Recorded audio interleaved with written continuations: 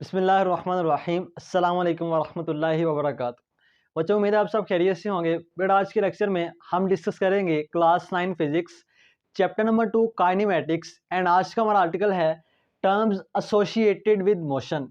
बेटा क्योंकि हमने काइनेमेटिक्स में मोशन को डिस्कस करना है, मोशन के बारे में पढ़ना है, तो हमें उन तमाम चीज़ों के बारे में पता होना चाहिए जिनका ताल्लुक मोशन के साथ है।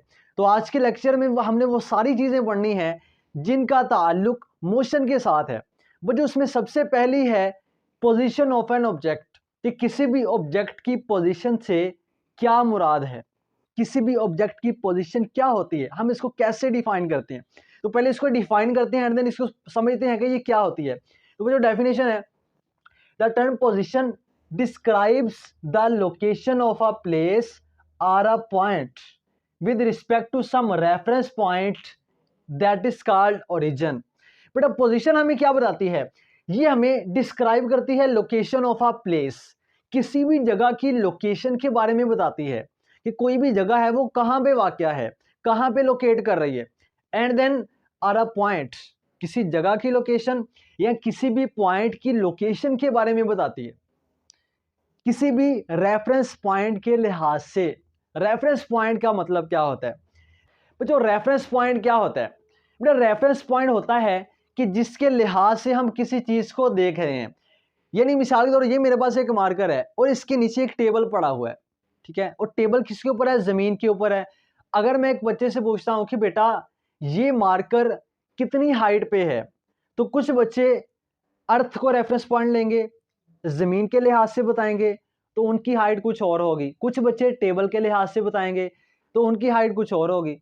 तो ये जो बच्चे बता रहे हैं टेबल के लिहाज से, तो उनके लिहाज से जो टेबल है वो रेफरेंस पॉइंट है, वो टेबल को एज आ रेफरेंस पॉइंट ले रहे हैं। और जो बच्चे ज़मीन के लिहाज से यानी अर्थ के लिहाज से बता रहे हैं तो वो अर्थ को एज आ रेफरेंस पॉइंट मान रहे हैं। तो रेफरेंस पॉइंट बच्चों क्या होता है? जिसके लिहाज से हम किसी चीज़ को देख रहे होते हैं। मेरे पोजीशन हमें किसी भी पॉइंट की या किसी प्लेस की यानी जगह की लोकेशन के बारे में बताती है कि फ़लाँ जगह कहाँ पे है, फ़लाँ पॉइंट कहाँ पे वाक़या है, विद सम रेफरेंस पॉइंट यानी किसी न किसी पॉइंट के लिहाज से। अब इसको एग्जाम्पल से मज़ीद क्लियर करते हैं। मिसाल के तौर पे बच्चों, ये जो एच है ये समझ लें आपका होम है, घर है आपका, और ये जो एस है ये आपका स्कूल है। अगर आपने किसी आदमी को अपने स्कूल की लोकेशन के बारे में बताना है, जी आपका घर है, आप यहाँ पे खड़े हैं, आपने उसको अपने स्कूल के बारे में बताना है, तो आप कैसे बताएंगे? आप एक स्ट्रेट लाइन ड्रा करेंगे स्कूल की डायरेक्शन में, और जहाँ पे स्कूल है वहाँ पे आप बनाएंगे एरो हेड। तो जो ये जो एरो हेड है, ये जो स्ट्रेट लाइन के साथ हमने एरो हेड बनाया है, ये एरो हेड स्कूल की पोजीशन को, स्कूल की लोकेशन को बता रहा है, ठीक है। इसके बाद बच्चों डिस्टेंस एंड डिस्प्लेसमेंट। जो डिस्टेंस क्या होता है, डिस्प्लेसमेंट क्या होता है, पहले इसको डिफाइन कर लेते हैं एंड देन इसको एक्सप्लेन करते हैं। डिस्टेंस बच्चों क्या होता है? Length of a path between two points. मतलब किसी भी दो पॉइंट्स के दरमियान का जो फासला होता है, किसी भी दो पॉइंट्स के दरमियान की जो लंबाई होती है उसको डिस्टेंस कहते हैं। अब डिस्प्लेसमेंट क्या होता है? The shortest distance between two points. किसी भी दो पॉइंट्स के दरमियान जो कम से कम फासला होता है। याद रखना है डिस्टेंस क्या होता है? किसी भी दो पॉइंट्स के दरमियान फासला, और डिस्प्लेसमेंट क्या है? किसी भी दो पॉइंट्स के दरमियान कम से कम फासला, कम से कम डिस्टेंस। इसके बाद है बच्चों direction is not associated with distance. Distance के साथ डायरेक्शन का कोई ताल्लुक नहीं होता, लेकिन direction is associated with displacement, लेकिन डिस्प्लेसमेंट के साथ डायरेक्शन का ताल्लुक होता है। And then it is a scalar quantity.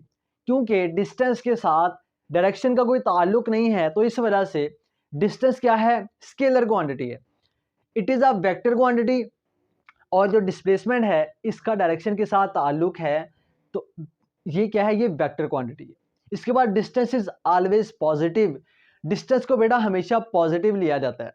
And displacement it can be positive और नेगेटिव। डिस्प्लेसमेंट पॉजिटिव भी हो सकता है और नेगेटिव भी हो सकता है। बच्चों बहुत सारे बच्चों को डिस्टेंस और डिस्प्लेसमेंट में कंफ्यूजन रहती है कि हम दोनों के दरमियान डिफरेंस कैसे करें। डिस्टेंस क्या होता है, डिस्प्लेसमेंट क्या होता है? बच्चे डेफिनेशन तो याद कर लेते हैं, लेकिन बच्चों का कॉन्सेप्ट क्लियर नहीं होता कि डिस्टेंस क्या है और डिस्प्लेसमेंट क्या है। अगर हम आसान अल्फाज में डिस्टेंस और डिस्प्लेसमेंट को बयान करें तो जो डिस्टेंस होता है कि आपने कितना ट्रेवल किया है, आप अपने स्टार्टिंग पॉइंट से लेके एंडिंग पॉइंट तक आपने कितना सफ़र किया है, आपने कितना ट्रेवल किया है, आप कितने किलोमीटर ट्रेवल करके अपने एंडिंग पॉइंट तक पहुंचे हैं, ये होता है डिस्टेंस। यानी हाउ मच यू ट्रेवल्ड, आपने कितना सफ़र किया। फर्ज कर लिए एक पॉइंट ए है और ये एक पॉइंट बी है। हम पॉइंट ए से मूव करते हैं और कर्व पाथ में हम इस तरह से मूव करते हैं, पॉइंट बी तक पहुंच जाते हैं। तो ये जो हमने कर्व पाथ में फासला तय किया है, लेंथ जो हमने फॉलो की है, इस लेंथ को, इस फासले को हम कहते हैं डिस्टेंस। और ये डिस्टेंस ये क्या है कि हमने कितना सफ़र किया है, हम कितना ट्रेवल करके ए पॉइंट से बी पॉइंट तक पहुंचे हैं, इसको कहते हैं डिस्टेंस। लेकिन डिस्प्लेसमेंट बच्चों क्या होता है? डिस्प्लेसमेंट होता है कि आप अपने स्टार्टिंग पॉइंट से कितना दूर हैं। इसमें हमने ये नहीं देखना कि हमने कितना सफ़र किया, कितना ट्रेवल किया। इसमें हमने ये देखना है कि हम अपने स्टार्टिंग पॉइंट से कितना दूर हैं, how far you from starting point. और दूसरी डेफिनेशन कि shortest distance between two points. अब बच्चों इन्हीं दो पॉइंट्स के दरमियान अगर हम शॉर्टेस्ट डिस्टेंस फाइंड करें तो वो हमारे पास एक स्ट्रेट लाइन बनती है। तो ये जो स्ट्रेट लाइन है ये कम से कम फासला है। ये स्ट्रेट लाइन हमें बता रही है कि हम स्टार्टिंग पॉइंट से कितना दूर हैं। तो आसान अल्फाज में डिस्टेंस क्या होता है कि हमने कितना ट्रैवल किया, और डिस्प्लेसमेंट क्या होता है कि हम अपने स्टार्टिंग पॉइंट से कितना दूर हैं। वो जो आज के लेक्चर में से डिस्टेंस में से, डिस्प्लेसमेंट में से, यहाँ पोजीशन के टॉपिक में से किसी भी किस्म का क्वेश्चन है आप कमेंट सेक्शन में पूछ सकते हैं। मिलते हैं अगले लेक्चर में। अल्लाह हाफिज़।